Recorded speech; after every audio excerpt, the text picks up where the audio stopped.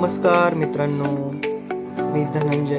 आपण आज चाललेलो आहे श्री क्षेत्र त्र्यंबकेश्वर ज्योतिर्लिंग मंदिर या ठिकाणी.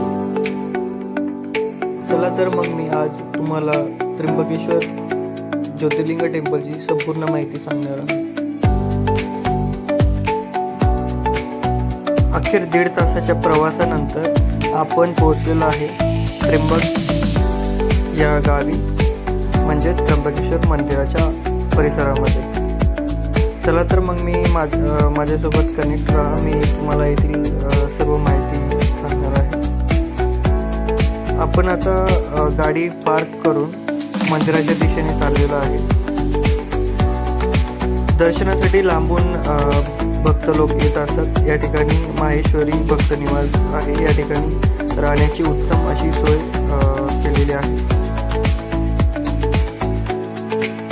त्याचप्रमाणे तुम्ही बघू शकता प्रायव्हेट हॉटेल्स, लॉजिंग वगैरे पण या ठिकाणी पण राहण्याची अशी उत्तम सोय आहे. पण हे थोडेसे एक्सपेन्सिव्ह आहे. भक्त निवासमध्ये थोडेसे कमी रेटमध्ये राहण्याची आणि जेवणाची सोय उपलब्ध आहे.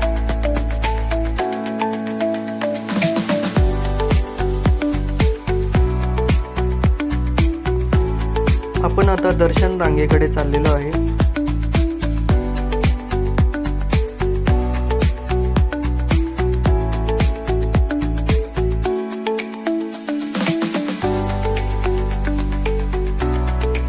आपण अर्धा किलोमीटरचं अंतर जवळपास पायी चालून कव्हर केलेलं आहे आणि आता थोड्याच वेळात आपण दर्शन रांगेमध्ये उभे राहणार आहोत.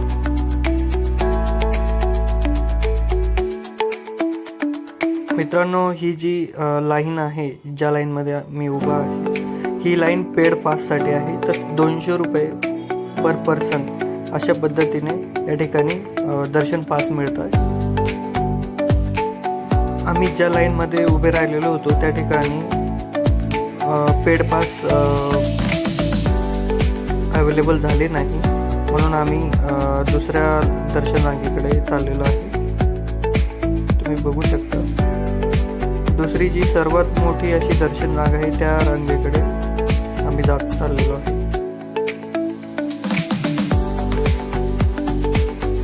दर्शन रांगेच्या एंट्री गेट म्हणून आम्ही पुढे चाललेलो आहे. तुम्ही बघू शकता सकाळचे 9:30 वाजलेले आहे आणि या ठिकाणी सकाळी गर्दी कमी दिसते, पण नक्कीच पुढे 100% खूप गर्दी असणार आहे. कारण भाविक भक्त लांबून या ठिकाणी त्र्यंबकेश्वर देवस्थानाचं दर्शन घेण्यासाठी बाहेरच्या राज्यातून देखील लोक आलेले असतात. तर हे सर्व लोक आदल्या दिवशीच किंवा काही लोक पहाटे मॉर्निंगलाच दर्शन रांगेसाठी उभे राहिलेले असतात.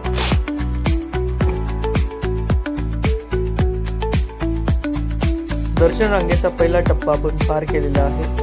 आपण आता दुसऱ्या टप्प्याकडे जाणार आहोत. तर दुसरा टप्पा खूप मोठा आहे, कारण हे तुम्ही समोर जे बघत आहात हे खूप मोठे हॉल्स आहे आणि या हॉल्समध्ये दर्शन रांग लागलेले आहेत.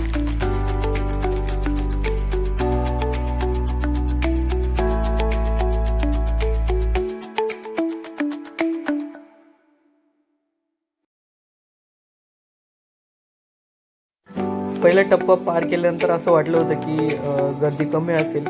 पुढे आल्यानंतर समजलं खूप मोठ्या प्रमाणात रविवार असल्यामुळे आज गर्दी आहे. मी आणि माझे साथीदार, माझे मित्र, आम्ही सगळेजण आज दर्शनासाठी आलेलो आहे. लाईनमध्येच बसण्याची पण व्यवस्था आहे. जर कुणाला चालून आणि उभं राहून थकवा आलेला असेल तर ते सेटिंगची पण अरेंजमेंट या ठिकाणी लाईनमध्येच आहे. तुम्ही बघू शकता.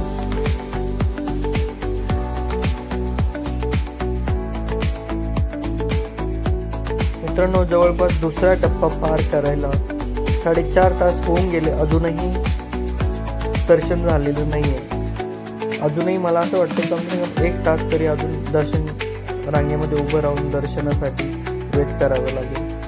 ही समोर जे दिसते हे ज्यांनी अगोदर पास काढलेले होते, पेड पास, त्यांची लाईन बाजूलाच आहे. तुम्ही बघू शकता. त्यांना देखील खूप असा वेळ लागलेला आहे दर्शनासाठी. पेड पास असेल तर लवकर दर्शन होतं असं काही नाही आहे, असं आज या ठिकाणी निदर्शनास आलेलं आहे.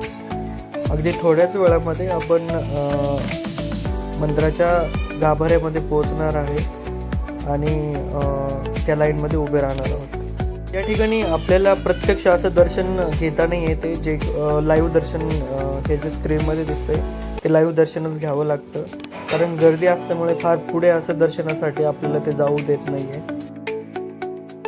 या मंदिराच्या बाहेरच्या भागामध्ये खूप अतिशय सुंदर अशा कोरीव रेखीव मूर्ती या ठिकाणी आपल्याला बघायला भेटत आहे.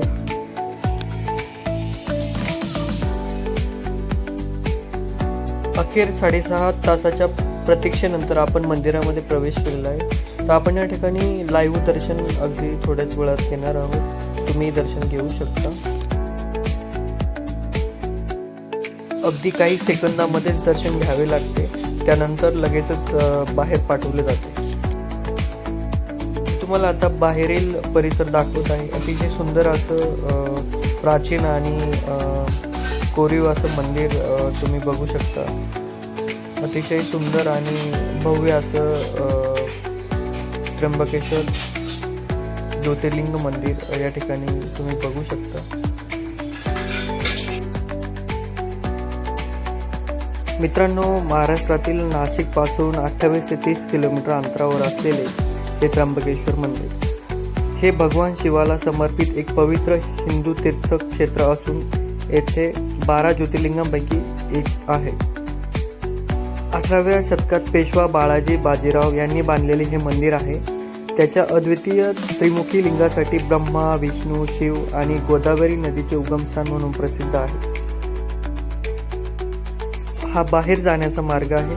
तर दर्शन झाल्यानंतर आपण मागच्या बाजूला म्हणजे बाहेरच्या बाजूने बाहेर पडू शकतो.